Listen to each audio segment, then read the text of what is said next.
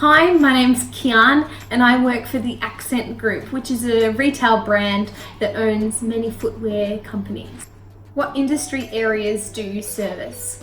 Currently I service retail brands, so within my portfolio I look after 12 brands by myself out in the retail space. So we sell shoes to customers in shopping centres or in street stores.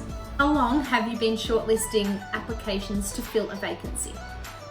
A large part of my job is recruitment, so I often, especially very early on in my career, to fill one vacancy such as a casual position in a store, I would be going through 500 resumes plus a day, so that's a lot of resumes to sift through to fill a vacancy. Are there key selection criteria? Yes, for every role that we hire for, there will be a different set of criteria, whether that be skill-based. So in the retail industry, a sales assistant job, customer service, selling shoes on the shop floor would be extremely different to a head office job in finance or e-commerce or many other different areas. Even if there would be a different selection criteria from a sales assistant job as a casual to a store manager role as well. So definitely key criteria. Some people say they can eliminate applications in 30 to 45 seconds. Is that right?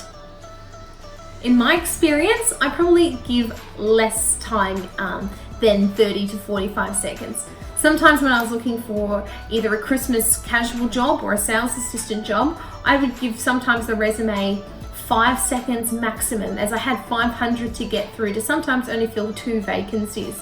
So you got to make sure that the application was on brand so that it looked the part. So I gave more time to fit the criteria better.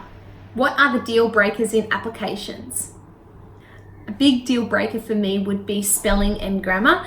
A lack of the correct spelling and grammar shows a lack of attention to detail, so we don't want that in any job.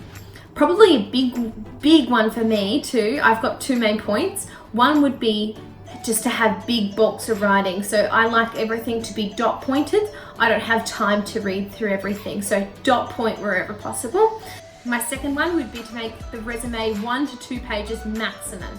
I don't like resumes that are 4 to 5 pages, and I think that everything you should need to know should be able to fit on 1 or 2 pages.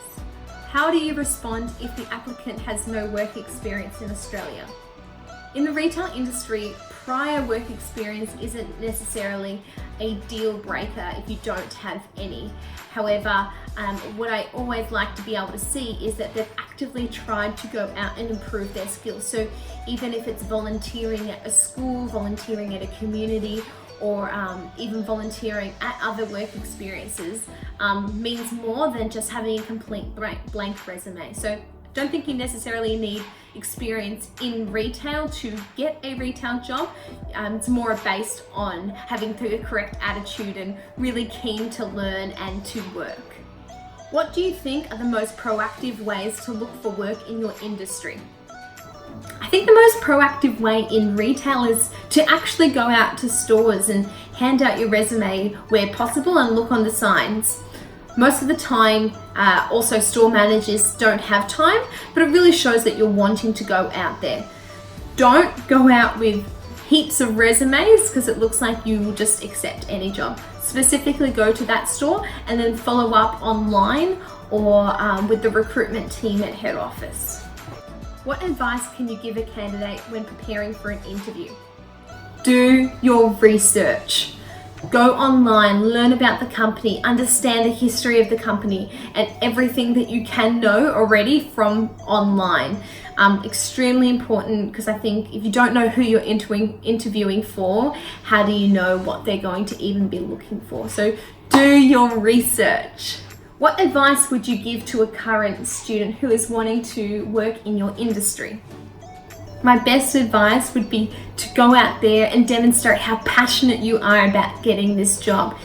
If you can get an interview and they can see that you're really going to work quite hard, then they're more likely to give you the job than to give somebody else a job that may have more experience than you. So Make sure that you do your research before and that you go out there and demonstrate how passionate you are wanting to work for that company. That's all from me. I hope you have learned something from today's video, and best of luck on your job searches.